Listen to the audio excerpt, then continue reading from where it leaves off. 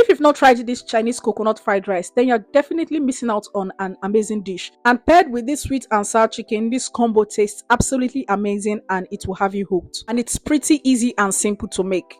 So we're going to start off by making our own coconut milk, but you can also use the store-bought ones. So you're going to go ahead to remove the flesh from the outer shell, wash this up, and this is what you would have. Transfer into your blender and add in some water. So the amount of water you add in should slightly cover up the coconuts. And then you're going to go ahead to blend this up.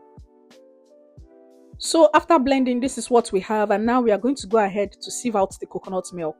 So if you have a cheesecloth, you can use that to sieve out the coconut milk, or you can also use a fine mesh sieve.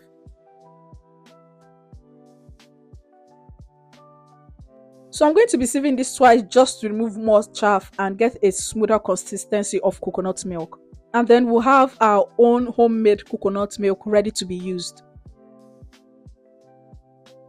And now we're going to go ahead to cook the rice. So we're going to wash our rice properly until the water runs clear. Transfer to a pot, add in some of that coconut milk and a little bit of water. Then you're going to sprinkle this with a little bit of salt and allow to cook. So cook your rice until it is about 95% cooked. We don't want it too soggy. So once the rice is cooked, you're going to set this aside and allow it to cool down completely before stir frying it.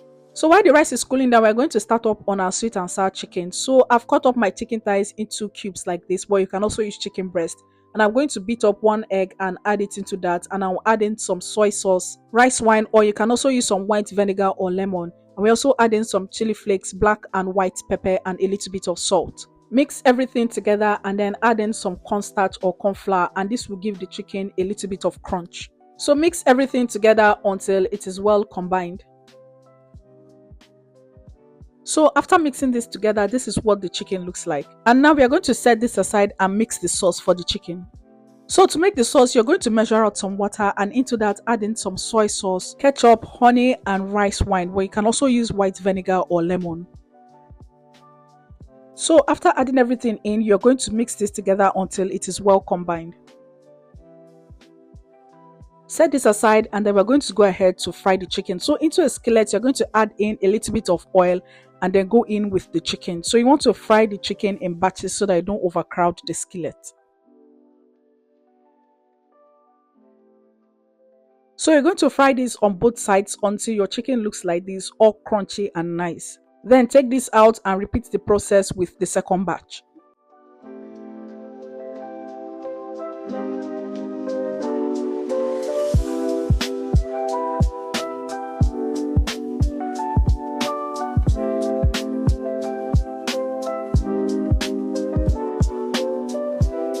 So once the chicken is all cooked and nice, we're going to take this out and then take out most of the oil and just leave in a bit in the skillet.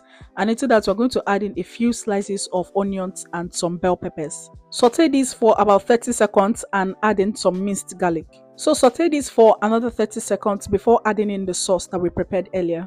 Mix this together and then we're going to add in some slurry. So this is just cornstarch or corn flour with a little bit of water mixed together, and then we're going to add that into the sauce to serve as a thickener.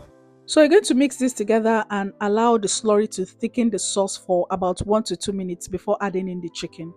And after adding in the chicken, all that's left to do now is to give this a good mix so that the chicken soaks up the sauce. And that's it for the sweet and sour chicken, and the chicken alone tasted so good. It was really nice. So once the chicken is well coated with the sauce, you're going to turn off the heat and set this aside.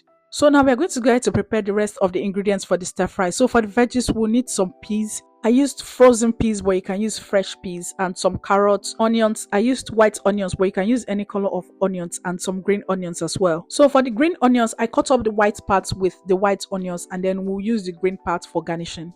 So for the sauce for the stir fry, we're going to need some oyster sauce and some soy sauce as well. And of course, we'll also need some eggs. So I have 4 eggs here, and we're going to sprinkle in a little bit of salt and some black pepper.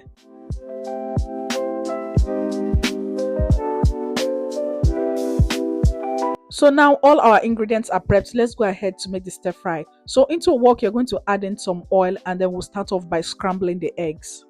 So you want to gently scramble this so that the eggs are not too scrambled, so that when we mix this with the rice, the eggs don't completely disappear and you still have some chunks of eggs in the rice.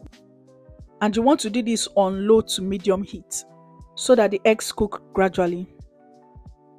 So the eggs are well scrambled now. I'm going to go ahead to take this off the wok and add in just a little bit of oil, and then we're going to add in the onions and the garlic and stir fry this for about 30 seconds. So after about 30 seconds, we are going to add in the carrots and the peas. Stir fry this for about 1 minute, and then we're going to season with some white and black pepper, salt, and a little bit of curry powder. Stir fry this together for about 30 seconds and then add in the rice. So you want to make sure that the rice is completely cold before stir frying. And this is to avoid the rice being mushy and clumped up together. And it will also allow the rice to absorb the seasonings properly. And you can also cook your rice a day before using it and just store it in the fridge. So after adding in the rice, you're going to add in the oyster and soy sauce as well. So go ahead and give this a good mix, and you can also add in more sauce if the one you added earlier wasn't enough. So yeah, I added in a little bit of the oyster and soy sauce as well. Go ahead and stir fry this until the sauce is well distributed, and then finally add in the eggs and green onions.